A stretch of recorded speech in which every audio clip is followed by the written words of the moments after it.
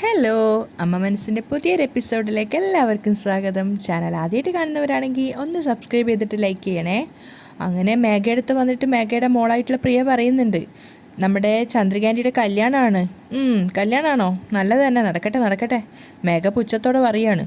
അതിനുശേഷം ചോദിക്കുന്നുണ്ട്, ആരുടെ കൂടെയാണ് കല്യാണം? അപ്പോൾ പ്രിയ പറയാണ്, നമ്മുടെ സിദ്ധു അങ്കിളുടെ കൂടെയാ. അത് കേട്ടതും മേഘ ഷോക്കാവുകയാണ്. മേഘ ആ കുഞ്ഞിനോട് ചോദിക്കുന്നുണ്ട്, എന്താ പറഞ്ഞത്? ചന്ദ്രികയ്ക്ക് സിദ്ധുവിൻ്റെ കൂടെയാണ് കല്യാണമെന്നോ? അതെ അമ്മ. മലര് നല്ല സന്തോഷത്തോടെയാണ് പറഞ്ഞത്. അപ്പോൾ മേഘ ചോദിക്കുന്നുണ്ട്, അങ്ങനെ കല്യാണം ഉണ്ടെന്ന് മലറിനോട് ആരാണ് പറഞ്ഞത്? മഹേന്ദ്ര മുത്തശ്ശനും ലക്ഷ്മി മുത്തശ്ശിയാണ് പറഞ്ഞത്. അത് കേട്ട സമയത്ത് മേഘ ആകെ കൺഫ്യൂഷൻ ആവുകയാണ്. അവളിങ്ങനെ ടെൻഷനോടെ ചിന്തിക്കുന്നുണ്ട്, ഇനിയൊരു പക്ഷേ സിദ്ധുവും ചന്ദ്രികയും തമ്മിലുള്ള പ്രണയം അവർക്ക് മനസ്സിലായിട്ടുണ്ടാവോ?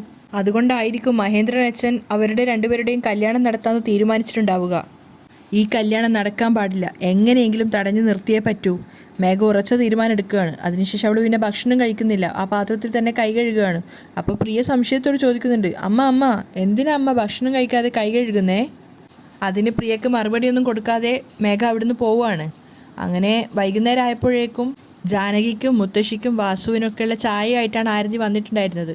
അവർക്കൊക്കെ ചായ കൊടുത്തപ്പോഴേക്കും മുറ്റത്തേക്ക് ആരോ വന്നിട്ടുണ്ടായിരുന്നു. അപ്പോൾ കോളിംഗ് ബെല്ലിൻ്റെ ശബ്ദം കേട്ട സമയത്ത് ജാനകി പറയുന്നുണ്ട്, ആരോ ബെല്ലടിക്കുന്നുണ്ട്, ചെന്ന് നോക്കുന്നു. അപ്പോൾ ആരതി വന്ന് നോക്കുന്ന സമയത്ത് ആകാശിൻ്റെ അച്ഛനാണ്. ആഹാ, അങ്കിളാണോ? വാ അങ്കിൾ. ആരതി സ്നേഹത്തോടെ വിളിക്കുകയാണ്. എന്തൊക്കെയാ ആരതി മോളെ, സുഖാണോ? ഓ, എനിക്ക് സുഖമാണ്. നിങ്ങൾക്ക് സുഖാണോ? ആരതി തിരിച്ച് കുശലാന്വേഷണം നടത്തുകയാണ്. പക്ഷേ ആകാശിൻ്റെ അച്ഛനെ കണ്ട സമയത്ത് ജാനകിയുടെയും വാസുദേവൻ്റെയും മുത്തശ്ശിയുടെ ഒക്കെ മുഖത്തൊരു ടെൻഷൻ നിറയാണ്. അപ്പോൾ അയാൾ ആരതിയോട് ചോദിക്കുന്നുണ്ട്, അച്ഛനും അമ്മയൊന്നും വീട്ടിലില്ലേ? ഓ, എല്ലാവരും ഉണ്ട്, ഉള്ളിലുണ്ട്. അങ്കിൾ വരൂ എന്ന് പറഞ്ഞിട്ട് അദ്ദേഹത്തെ അകത്തേക്ക് വിളിക്കുകയാണ്. വാസുദേവനാണെങ്കിൽ ശബ്ദം താഴ്ത്തിയിട്ട് ജാനകിയോട് ചോദിക്കുന്നുണ്ട്, അല്ല ജാനകി, ഇയാൾ എന്തിനായിരിക്കും ഇപ്പം ഇങ്ങോട്ടേക്ക് വന്നിട്ടുണ്ടാവുക? അറിയില്ല ഏട്ടാ. അത് കേട്ടിട്ട് മുത്തശ്ശി പറയാണ്, വന്നവരോട് ആദ്യം അകത്തേക്ക് വരാൻ വേണ്ടി പറയും. എന്നിട്ട് അവരെല്ലാവരും കൂടെ എഴുന്നേറ്റ് നിന്നിട്ട് അയാളെ അകത്തേക്ക് ക്ഷണിക്കുകയാണ്.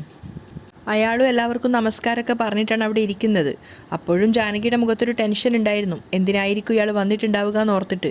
അപ്പോൾ അയാൾ എല്ലാവരോടായിട്ട് പറയുന്നുണ്ട്, പറയാതെ വന്നതിന് എല്ലാവരും എന്നോട് ക്ഷമിക്കണം. എൻ്റെ കൂട്ടുകാരൻ്റെ വീട്ടിലേക്ക് വന്നതാ. അപ്പോൾ പിന്നെ നിങ്ങളെയും കണ്ടിട്ട് പോവാമെന്ന് കരുതിയിട്ട് ഇങ്ങോട്ടേക്ക് കയറിയത്. വേറെ പ്രശ്നമൊന്നും ഉണ്ടാവില്ല എന്ന് കരുതിയിട്ട് മുത്തശ്ശിയുടെയും ജാനകിയുടെയും വാസുദേവൻ്റെയൊക്കെ മുഖത്തൊരു സന്തോഷം നിറയാണ്. അപ്പോഴാണ് അയാൾ പറയുന്നത്, അന്ന് പറഞ്ഞതുപോലെ തന്നെ പൂജാരിയെ കണ്ടിട്ട് നിശ്ചയത്തിനുള്ള നാള് കാണാൻ പറഞ്ഞിട്ടുണ്ട്. അദ്ദേഹം നാള് കുറിച്ച് തന്നു കഴിഞ്ഞാൽ നമുക്കപ്പം തന്നെ മണ്ഡപത്തെ ബുക്ക് ചെയ്യാം. അത് കേട്ടപ്പോൾ ആരതിയുടെ മുഖത്ത് വല്ലാത്തൊരു നാണം കലർന്ന പുഞ്ചിരി ഉണ്ടാവുകയാണ്. പക്ഷേ വാസുവിനും ജാനകിക്കും ഒക്കെ ഒരു ടെൻഷൻ ഉണ്ടായിരുന്നു. കാരണം ഇപ്പോഴും മേഘ പണം തരാമെന്ന് പറയാമെന്നല്ലാതെ പണം കിട്ടിയിട്ടുമില്ല, കാര്യങ്ങൾക്കൊന്നും ഒരു പൂർണ്ണത വന്നിട്ടുമില്ല. മുത്തശ്ശി പക്ഷേ പുഞ്ചിരിച്ചുകൊണ്ടാണ് നിൽക്കുന്നത്, കാരണം മേഘ സപ്പോർട്ട് ചെയ്യുന്നുള്ളത് അവർക്ക് അറിയായിരുന്നു. അപ്പോഴാണ് ആകാശിൻ്റെ അച്ഛൻ പറയുന്നത്, അന്ന് സംസാരിച്ചു കൊണ്ടിരുന്നപ്പോൾ ഒരു കാര്യം പറയാൻ വിട്ടുപോയിട്ടുണ്ടായിരുന്നു, അത് ഓർമ്മിപ്പിക്കാൻ വേണ്ടിയിട്ടാണ് വന്നത്. ഇനി അതെന്തായിരിക്കും എന്ന് ആലോചിച്ചിട്ടായിരുന്നു ബാക്കി 3 പേരുടെയും ടെൻഷൻ. അപ്പോൾ അയാൾ പറയുന്നുണ്ട്, അത് ഓർമ്മപ്പെടുത്താൻ വേണ്ടി കൂടിയാണ് ഞാനിപ്പോൾ വന്നിട്ടുള്ളത്. ഞങ്ങളുടെ വീട്ടിൽ 3 കാറുണ്ട്, അത് എല്ലാം എൻ്റെ പേരിലാണുള്ളത്. എൻ്റെ മകന് അവൻ്റെ പേരിലൊരു കാറ് വേണമെന്നാണ് ആഗ്രഹം. അവൻ പറയുന്ന ബ്രാൻഡിലുള്ളൊരു കാറ് നിങ്ങൾ വാങ്ങിക്കൊടുത്തേക്ക്. അത് കേട്ടതും വാസുദേവനും ജാനകി ആകെ കൺഫ്യൂഷൻ ആവിട്ട് പരസ്പരം നോക്കുന്നുണ്ടായിരുന്നു. മാത്രമല്ല അയാളുടെ ആ ഒരു ആവശ്യം കൂടെ കേട്ടതോടെ മുത്തശ്ശിയും ശരിക്കും ഞെട്ടിപ്പോവുകയാണ്. പക്ഷെ ആരതിക്ക് മാത്രം വലിയ മാറ്റമൊന്നും ഉണ്ടായിരുന്നില്ല. അപ്പോൾ അയാൾ പറയുന്നുണ്ട്, കല്യാണം കഴിഞ്ഞ് കഴിഞ്ഞാൽ ഭർത്താവിനും ഭാര്യയ്ക്കും എവിടെയെങ്കിലുമൊക്കെ പോകണമെന്നുണ്ടെങ്കിൽ അവരുടെ പേരിൽ തന്നെ സ്വന്തമായിട്ട് വണ്ടിയുള്ളത് നല്ലതല്ലേ? അയാളുടെ അത്യാഗ്രഹം കേൾക്കുന്തോറും എല്ലാവർക്കും ഒരുപോലെ ദേഷ്യം വരുന്നുണ്ടായിരുന്നു. ആ സമയത്ത് അയാൾ ആരതിയോട് ചോദിക്കുകയാണ്, അല്ല ആരതി, കല്യാണത്തിന് ശേഷം നിനക്കും ആകാശിനും പുറത്തു പോകാൻ ഒരു കാറുള്ളത് നല്ലതല്ലേ? അതുപോലെ തന്നെ ആരതിയും പറയുന്നുണ്ട്, അതേ അങ്കിൾ പറഞ്ഞത് ശരിയാണ്. ജാനകി ആകെ സങ്കടത്തോടെ തലതാഴ്ത്തിയിരിക്കുകയാണ്. ആരതിയുടെ സന്തോഷം കാണുമ്പോൾ മറുത്തൊന്നും പറയാനും പറ്റുന്നില്ല. അപ്പോൾ അയാൾ പറയുന്നുണ്ട്, ഇത് പറയാൻ വേണ്ടിയിട്ടാണ്, ഇതൊന്ന് ഓർമ്മപ്പെടുത്താൻ വേണ്ടിയിട്ടാണ് ഞാൻ ഇങ്ങോട്ടേക്ക് വന്നത്. പിന്നെ ബാക്കിയെല്ലാം അന്ന് പറഞ്ഞതുപോലെ തന്നെ, കല്യാണത്തിൻ്റെ നിശ്ചയത്തിൻ്റെ അന്ന് പറഞ്ഞതുപോലെ പകുതി സ്വർണവും പകുതി സ്ത്രീധനവും ഒക്കെ തന്നേക്ക്. ബാക്കി കല്യാണത്തിന് ശേഷം കൊടുത്താൽ മതിയാവും. ഇത്രയധികം സ്വർണവും പണവും ഒക്കെ ചോദിച്ചതിന് ശേഷം വീണ്ടും കാറിന് ചോദിക്കുന്നതെന്ന് നിങ്ങൾ തെറ്റിദ്ധരിക്കരുത്. ഒരുപാട് കോസ്റ്റ്ലി ആയിട്ടുള്ള കാറൊന്നും വേണമെന്നില്ല. ഒരു 30 ലക്ഷം രൂപയ്ക്കുള്ളിൽ ഒതുങ്ങുന്ന കാറ് മതിയെന്നാണ് പയ്യൻ പറഞ്ഞിട്ടുള്ളത്. ആ ഒരു പൈസ കൂടെ അയാൾ പറഞ്ഞത് കേട്ടപ്പോൾ ശരിക്കും ജാനകിയും വാസുദേവനും മുത്തശ്ശിയൊക്കെ ഞെട്ടി ധരിച്ച് നിൽക്കുകയാണ്. പക്ഷെ ആരതി മാത്രം ഒന്നും പറയാതെയാണ് നിൽക്കുന്നത്. അപ്പോൾ അയാൾ പറയുന്നുണ്ട്, ഏത് ബ്രാൻഡ് കാറ് വേണമെന്നുള്ളതൊക്കെ അവൻ തന്നെ പറയും. ബാക്കിയൊക്കെ നിങ്ങൾ ഇഷ്ടം പോലെ ചെയ്യുമെന്ന് ഞങ്ങൾക്കറിയാം. നിങ്ങൾ എന്തൊക്കെ ചെയ്താലും ഞങ്ങൾക്കൊരു കുഴപ്പമില്ല. ശരി, അങ്ങനെയെങ്കിൽ ഞാൻ ഇറങ്ങുകയാണ്. അയാൾ അവിടുന്ന് യാത്ര പറഞ്ഞ് എഴുന്നേറ്റപ്പോൾ ആരതി പറയുന്നുണ്ട്, അങ്കിൾ കോഫി കുടിച്ചിട്ട് പോവാം. വേണ്ട മോളെ, ഞാൻ ഭക്ഷണം കഴിച്ചിട്ട് വന്നതാ. അതിനുശേഷം അയാൾ വാസുദേവനോട് പറയാണ്, പിന്നെ കല്യാണത്തിൻ്റെ അന്ന് മണ്ഡപത്തിൽ കാർ ഉണ്ടാവണം, അതിന് മുന്നേ തന്നെ അതിൻ്റെ രജിസ്ട്രേഷനും കാര്യങ്ങളൊക്കെ നടത്തി വെച്ചേക്ക്. അത് കേട്ട് വാസുദേവൻ ആകെ ടെൻഷനോടെ നിൽക്കുകയാണ്. മുത്തശ്ശിക്ക് ദേഷ്യം വരുന്നുണ്ടായിരുന്നു, കാരണം ഇതിനൊക്കെ നഷ്ടപ്പെടാൻ മേഘയുടെ പണാണെന്ന് അവർക്ക് അറിയായിരുന്നു. അതിനുശേഷം യാത്ര പറഞ്ഞ അയാൾ അവിടുന്ന് പോവാണ്. ആകാശിൻ്റെ അച്ഛൻ അവിടുന്ന് പോയ സമയത്ത് ജാനകി ദേഷ്യത്തോടെയാണ് വാസുദേവൻ്റെ അടുത്ത് സംസാരിക്കുന്നത്. ഇയാൾ എന്താ വിചാരിച്ചു വെച്ചിരിക്കുന്നത്? ഇയാൾക്ക് വായി തോന്നുന്നതൊക്കെ വിളിച്ചു പറഞ്ഞിട്ട് പോകുന്നത്. അന്ന് വന്നിട്ട് 200 പവൻ്റെ സ്വർണം ചോദിച്ചു, 50 ലക്ഷം രൂപയും ചോദിച്ചു. എന്നിട്ട് ഇപ്പോൾ വീണ്ടും ഉളുപ്പില്ലാതെ വന്നിട്ട് 30 ലക്ഷം രൂപയുടെ കാറിനും ചോദിക്കുകയാണ്. അത് കേട്ടുകൊണ്ടാണ് മേഘ അങ്ങോട്ടേക്ക് വരുന്നത്. അവരുടെ ആ ഒരു ഗൗരവേറിയ സംസാരം മേഘ ശ്രദ്ധിക്കുന്നുണ്ടായിരുന്നു. അപ്പോൾ ജാനകി വാസുദേവനോട് പറയുകയാണ്, ഇനി കാറിനുള്ള 30 ലക്ഷം രൂപ നമ്മൾ എവിടെ പോയിട്ട് ആരോട് ചോദിച്ചിട്ടുണ്ടാക്കാനാണ്? എനിക്കെന്തോ ഇത് ശരിയായിട്ട് വരുമെന്ന് തോന്നുന്നില്ല. അപ്പോഴേക്കും ആരതി ടെൻഷനോടെ വിളിക്കുകയാണ്, അമ്മ, ആദ്യം തൊട്ട് തന്നെ നിങ്ങൾ ഈ ബന്ധം വേണ്ട വേണ്ട എന്ന് മാത്രം പറയുന്നത് എന്താ അമ്മ? അവർ വലിയ പൈസക്കാരല്ലേ, അതുകൊണ്ടായിരിക്കും അവർ അങ്ങനെയൊക്കെ ചോദിക്കുന്നത്. മേഘയ്ക്ക് മനസ്സിലായി ആരതിക്ക് ആ ബന്ധത്തിൽ നിന്ന് ഒഴിയാൻ താല്പര്യമില്ലാന്ന്. അപ്പോൾ ജാനകി ആരതിയോട് പറയുന്നുണ്ട്, അതെ അതെ, അവർ ചോദിച്ചുകൊണ്ടേയിരിക്കും, പക്ഷെ കൊടുക്കാൻ നമ്മുടെ കയ്യിൽ വേണമല്ലോ. അപ്പോഴാണ് മേഘ ഇടപെടുന്നത്. എന്തിനാ അമ്മായി വെറുതെ ആരതിയെ കുറ്റം പറഞ്ഞുകൊണ്ടിരിക്കുന്നത്? ഇപ്പം എന്താ പ്രശ്നം? അവരൊരു 30 ലക്ഷം രൂപയുടെ കാറിന് ചോദിച്ചിട്ടുണ്ട്, അത്രയല്ലേ ഉള്ളൂ. അതും ഞാൻ വാങ്ങിത്തരാം. അത് കേട്ട സമയത്ത് എല്ലാവരും ഷോക്കായിട്ട് നിൽക്കുകയാണ്, അതും മേഘ ഏറ്റെടുത്തത് കേട്ടിട്ട്. അപ്പോൾ മേഘ വളരെ കൂളായിട്ടാണ് ആരതിയോട് പറയുന്നത്, ആരതി, നീ ഒന്നുകൊണ്ടും ടെൻഷൻ ആവണ്ട, അവരെന്ത് ചോദിച്ചാലും അതൊക്കെ ഞാൻ കൊടുത്തോളാം. അത് കേട്ട് ജാനകി ആശ്ചര്യത്തോടെയാണ് നിൽക്കുന്നത്. അപ്പോൾ മേഘ പറയുന്നുണ്ട്, ഈ കല്യാണം ഉറപ്പായിട്ടും നടക്കും. ആരതിക്ക് പറഞ്ഞറിയിക്കാൻ പറ്റാത്ത സന്തോഷമാണ്. അവൾ സന്തോഷത്തോടെ മേഘയെ കെട്ടിപ്പിടിക്കുകയാണ്. അത് കണ്ടിട്ട് മുത്തശ്ശി ഇങ്ങനെ അഭിമാനത്തോടെ നിൽക്കുന്നുണ്ടായിരുന്നു. അപ്പോൾ ജാനകി മേഘയോട് പറയാണ്, മേഘ, മോളുടെ ഈ മനസ്സ് ആർക്കും ഉണ്ടാവില്ല മോളെ. നീ എപ്പോഴും നന്നായിട്ട് വരും. എൻ്റെ മനസ്സുകൊണ്ട് ഞാൻ എപ്പോഴും നിന്നെ അനുഗ്രഹിച്ചുകൊണ്ടേയിരിക്കും. അപ്പോഴാണ് മുത്തശ്ശിയും പറയുന്നത്, മേഘ നിങ്ങൾക്ക് വേണ്ടി ഇനിയും ഒരുപാട് നല്ല നല്ല കാര്യങ്ങൾ ചെയ്യും. പക്ഷേ മേഘയ്ക്ക് എന്തെങ്കിലും പ്രശ്നം വരുമ്പോൾ നിങ്ങൾ അവളെ കൈവിടരുത്. അത് കേട്ട് ആരതി തലയാട്ടുകയാണ്. അപ്പോൾ ജാനകി പറയുന്നുണ്ട്, ചെറിയമ്മേ, ഞങ്ങൾ മരിക്കുന്നത് വരെ ഞങ്ങൾ മേഘയോട് എപ്പോഴും കടപ്പെട്ടവരായിരിക്കും. വാസുദേവനും അത് അംഗീകരിക്കുകയാണ്. മേഘയ്ക്ക് അതൊക്കെ കേട്ടിട്ട് വളരെ മനസ്സ് നിറഞ്ഞ സന്തോഷത്തിലാണുള്ളത്. അങ്ങനെ കുറച്ചു നേരത്തിന് ശേഷം വാസുദേവനും ജാനകിയും മുറിയിൽ വെച്ച് സംസാരിച്ചുകൊണ്ടിരിക്കുമ്പോഴാണ് മേഘ ഒരു ബാഗുമായിട്ട് അങ്ങോട്ടേക്ക് വരുന്നത്. മേഘയെ കണ്ടപ്പോൾ വാസുദേവൻ കുശലാന്വേഷണം നടത്തുകയാണ്. എന്താ മേഘ മോളെ, ഓഫീസിൽ പോവാൻ റെഡി ആയിട്ടാണോ? അതെ അങ്കിൾ, ഞാൻ ഓഫീസിൽ പോകാൻ വന്നതാ. അപ്പോൾ അതിനു മുമ്പ് ഈ ഒരു കാര്യം നിങ്ങളെ ഏൽപ്പിക്കാമെന്ന് കരുതി. ഇതെന്താ? ജാനകി ചോദിക്കുന്നുണ്ട്. ഇന്നാ അമ്മായി വാങ്ങിക്കേ എന്ന് പറഞ്ഞിട്ട് കൊടുക്കുകയാണ്. അപ്പോൾ ജാനകി അത് വാങ്ങിച്ചിട്ട് തുറന്നു നോക്കുന്ന സമയത്ത് അതിശയിച്ചു പോകുന്നുണ്ടായിരുന്നു. കാരണം അതിൽ മുഴുവൻ 500-ൻ്റെ നോട്ട് കെട്ടുകളാണ്. വാസുദേവൻ അന്താളിച്ചിട്ട് എഴുന്നേറ്റ് നിൽക്കുകയാണ്. അപ്പോൾ മേഘ വളരെ കൂളായിട്ട് പറയുന്നുണ്ട്, ആരതിക്ക് സ്ത്രീധനമായിട്ട് അവർ 50 ലക്ഷം രൂപ ചോദിച്ചിട്ടുണ്ടായിരുന്നില്ലേ, അതിനുള്ള പണം ഇതിനുണ്ട്. ഇത് സൂക്ഷിച്ചു വെച്ചോളൂ കേട്ടോ. 200 പവൻ സ്വർണവും ചോദിച്ചിട്ടില്ലേ, അതും ഞാൻ വാങ്ങിത്തരാം. മേഘയെ നോക്കിയിട്ട് കൈകൂപ്പണോ അതോ കാൽക്കൽ വീഴണോ എന്നറിയാത്തൊരവസ്ഥയിലാണ് ജാനകിയും വാസുദേവനും നിൽക്കുന്നത്. മാത്രമല്ല ജാനകി പറയുന്നുണ്ട്, ഇത്രയും വലിയൊരു കാര്യത്തെ ചെയ്തിട്ട് സർവ്വസാധാരണമായിട്ട് എങ്ങനെയാണ് മേഘ നിനക്ക് പറയാൻ സാധിക്കുന്നത്? നിന്നോട് എങ്ങനെയാണ് നന്ദി പറയേണ്ടതെന്ന് അറിയില്ല മോളെ. ജാനകി സങ്കടത്തോടെ പറയുമ്പോൾ മേഘ പറയുന്നുണ്ട്, എനിക്കെന്ന് പറഞ്ഞിട്ട് ആരാണ് അമ്മായി ഉള്ളത്? നിങ്ങൾ രണ്ടുപേരല്ലേ ഉള്ളൂ. നിങ്ങൾക്ക് ചെയ്യാതെ പിന്നെ ഞാൻ മറ്റാർക്കാ ചെയ്യുക? അപ്പോൾ വാസുദേവൻ പറയുന്നുണ്ട്, ആരതിക്ക് നല്ലൊരു ജീവിതം കിട്ടാൻ വേണ്ടി നീ ഇത്രയധികം രൂപ സ്ത്രീധനായിട്ടൊക്കെ കൊടുത്തോ മോളെ? സത്യമായിട്ടും ഇത് അത്രയും വലിയൊരു കാര്യമാണ് മേഘ. മരണം വരെ ഞങ്ങൾ നിന്നോട് എപ്പോഴും കടപ്പെട്ടവരായിരിക്കും മേഘ. അപ്പോൾ മേഘ അവസരം മുതലാക്കാൻ വേണ്ടി വെയിറ്റ് ചെയ്യാണ്. അപ്പോൾ ജാനകിയും പറയുന്നുണ്ട്, ഇത് മാത്രമല്ലല്ലോ, മേഘ എത്രത്തോളം നല്ല നല്ല കാര്യങ്ങൾ നമുക്ക് വേണ്ടി ചെയ്തിട്ടുണ്ട്. നിങ്ങൾ കമ്പനിയിൽ നിന്നും പണം മോഷ്ടിച്ചിട്ടില്ല എന്ന് മേഘ തെളിവ് സഹിതം തെളിയിച്ചു. അന്ന് അവൾ അങ്ങനെ ചെയ്തില്ലായിരുന്നെങ്കിൽ ഇന്നും കള്ളൻ എന്ന പേര് നിങ്ങളുടെ പേരിൽ തന്നെ ഉണ്ടാവുമായിരുന്നില്ലേ? വാസുദേവൻ ഒന്നും പറയാതെ തലതാഴ്ത്തി നിൽക്കുകയാണ്. അപ്പോൾ ജാനകി പറയുന്നുണ്ട്, ഇന്ന് നമ്മൾ തല ഉയർത്തി നടക്കുന്നുണ്ടെങ്കിൽ അതിന് കാരണം മേഘ മാത്രമാണ്. എൻ്റെ സ്വന്തം അച്ഛൻ ഇവിടെയുണ്ട്, എൻ്റെ സഹോദരൻ ഇവിടെയുണ്ട്. അവർക്കൊന്നും എൻ്റെ മേലില്ലാത്ത ആ ഒരു സ്നേഹവും വാത്സല്യവും ഒക്കെ നിനക്ക് എൻ്റെ പേരിലുണ്ട്. മേഘയുടെ കൈ ചേർത്ത് പിടിച്ചിട്ട് ജാനകി നന്ദിയോടെ പറയാണ്, അതുകൊണ്ട് നിനക്ക് എന്ത് വേണമെങ്കിലും ചെയ്യാൻ ഞങ്ങൾ തയ്യാറാണ്. നീ എന്ത് ചോദിച്ചാലും അത് ഞങ്ങൾ ചെയ്യാൻ തയ്യാറാണ്. അപ്പോൾ മേഘ പറയുന്നുണ്ട്, മരണം വരെ നിങ്ങൾ എനിക്ക് തുണയായിട്ടുണ്ടായാൽ മതി അമ്മായി. എന്നെ ആരും ഇല്ലാത്തവളാക്കി മാത്രം മാറ്റാതിരുന്നാൽ മതി. അപ്പോൾ ജാനകി അത് തടയുന്ന രീതിയിൽ സംസാരിക്കുന്നുണ്ട്. മേഘ, നീ എന്തിനാ മോളെ അങ്ങനെ ആരും ഇല്ലാത്തവളെ പോലെ സംസാരിക്കുന്നത്? ഞങ്ങളെ അമ്മായി അമ്മാവാന്ന് ഇടയ്ക്കിടയ്ക്ക് പറഞ്ഞുകൊണ്ടേ ഇരിക്കുകയാണ്. അങ്ങനെയുള്ള നിന്നെ ഞങ്ങൾ വിട്ടിട്ട് കൊടുക്കുമെന്ന് എനിക്ക് തോന്നുന്നുണ്ടോ?